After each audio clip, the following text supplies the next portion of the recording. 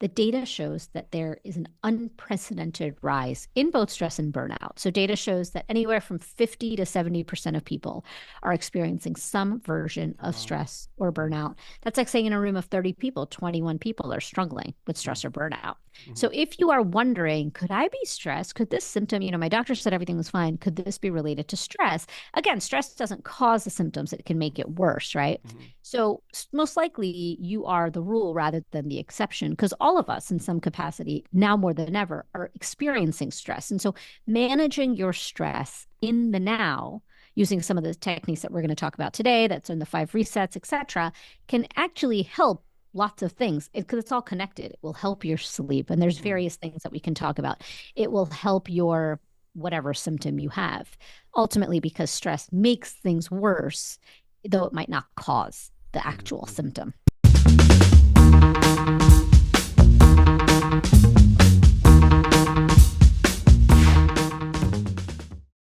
You mentioned the canary in the coal mine and the kind of symptoms that some people experience sometimes, and they're relatively, I think, non-specific, right? And it seems like they're unique to individuals, but because of the nature of them being non-specific, it doesn't necessarily always come back to stress, right? Like if you're Oh, I having love that. if Thank you for saying that because I always say that as a caveat. Because as a doctor, I have to say that if you're having headaches or abdominal pain or chest pain, it's not stress. Stress is a diagnosis of exclusion, Sure, meaning I went to my doctor because I was like, I think it's my heart. right. Then she did the full workup and said, no, it's actually everything checks out fine and it's most likely stress. So you have to see a doctor. If you're having symptoms and you're like, wait a second, could this be stress? See your doctor. I have to say that as a doctor. Go get the full medical workup. And then if your doctor says, oh, everything checks out fine, it's most likely stress, then you go down this path that we're talking about. Yeah. But what about without necessarily seeing a doctor who states this is most likely stress? Because, in a lot of doctor patient encounters, that conversation probably isn't even had, right? Like, it's just like, well, you don't have this, this, and this, so you're fine, Oh, right? yeah, that's right. But so, bringing down this topic to people and making it really practical.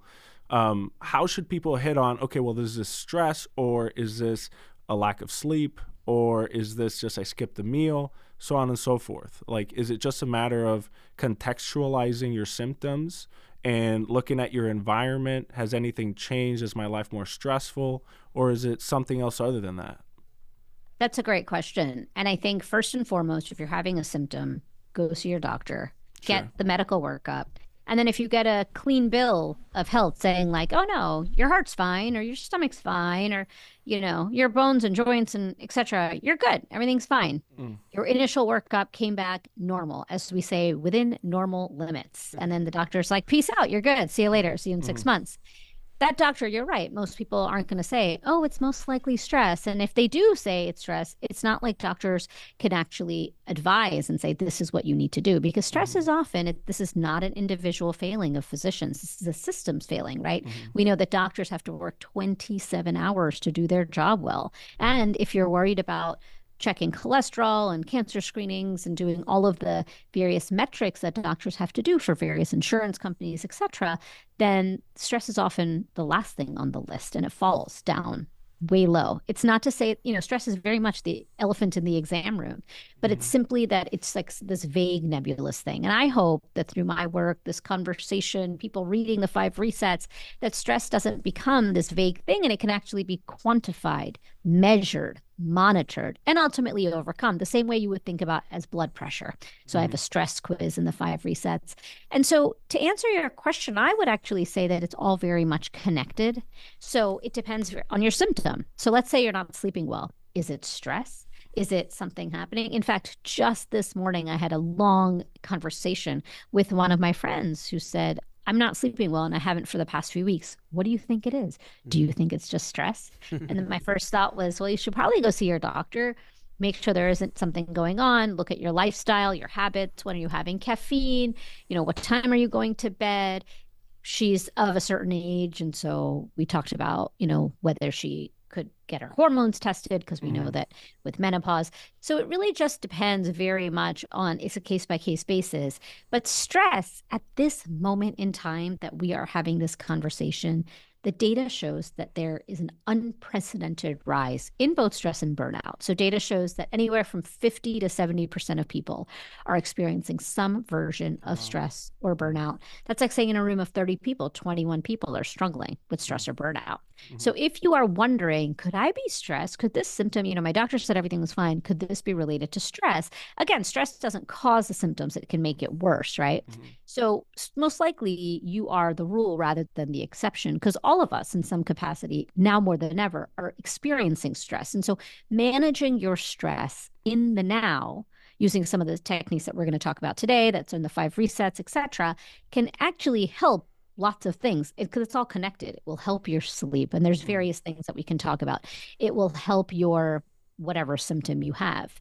Ultimately, because stress makes things worse, though it might not cause the actual Mm-hmm. symptom. Yeah, that's very interesting. And you mentioned previously the stress quiz and being able to measure stress and potentially quantify it. Um, Tell us a little bit more about that. That's really interesting. Yeah, one of my biggest sort of pet peeves is with stress. One of the most common reasons why it's not really addressed in the exam room when you go see your doctor, and doctors are doing their utmost. They have to manage impossible standards, like absolutely impossible standards. It's simply because stress is a vague thing. It's like you're stressed, yes, no. It's not a yes, no kind of question. And then when you get that information, right? Like, what did my doctor say? She did the testing, made sure it wasn't my heart. And then she said, oh, are you? It's probably just stress. Try to relax. And that's not very helpful. It's not Mm-hmm. concrete because what do you do to relax? You do all of the things that I did. But we can talk a little bit more about the difference between hedonic well-being and eudaimonic well-being, and why things like what I did, hedonic pleasures, don't really work to they don't move the needle. They help in the short term, like you feel good, Netflix and chill, you feel great, relaxed, you eat a delicious meal, or you go, treat yourself to a massage. It feels great in the moment, but it doesn't do anything to move the needle because you're not really addressing the biology of stress in the brain and the body. So when it comes to this stress quiz that I like to give, and what I recommend in the 5 resets is that, you do this quiz, you get your score. It's a 5 question quiz. You do, and you can actually use my website, 5resets.com, and take the quiz yourself for free.